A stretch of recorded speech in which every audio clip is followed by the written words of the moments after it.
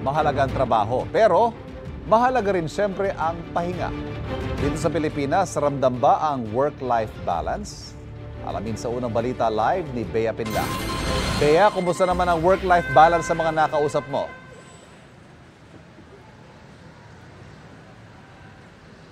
Ivan, kulelat ang mga Pilipino pagdating sa work-life balance. Ayon yan sa isang pag-aaral kung saan sinuri ang mga kondisyon ng mga individual sa usapin ng buhay at ng trabaho. Medyo may response against.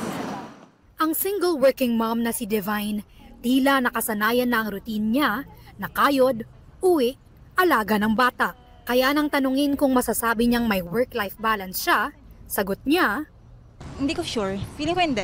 Although masaya ako sa company, looking for a job na magstay ako sa bahay. Para sa kanya, makatutulong ang work from home arrangement para mas magampanan daw niya ang tungkulin niya sa trabaho at bilang nanay. Isa si Divine sa mga manggagawang Pilipino na hindi pa raw naa-achieve ang kanilang work-life balance. Ayon sa pag-aaral ng human resource platform na Remote, pang 59 ang Pilipinas sa 60 na bansa pagdating sa usapin ng work-life balance. 27.46 out of 100 lang ang score ng Pilipinas. Nasa top 5 naman ang New Zealand, Ireland, Belgium, Denmark at Canada.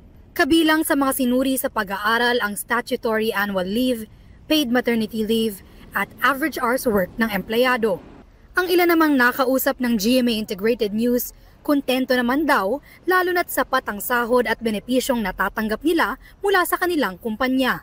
Ang company po namin ay nag-offer din naman siya ng well-being activities para sa mga employee, yung mga leaves, paid leaves, mga ganun po. Kaya mas nakakatulong po siya sa amin.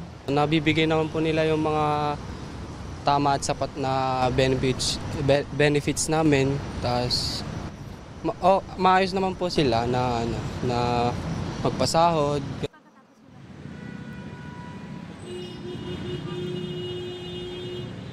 Ivan, tulog at pagod lang daw ang kalaban ng mga nakausap natin.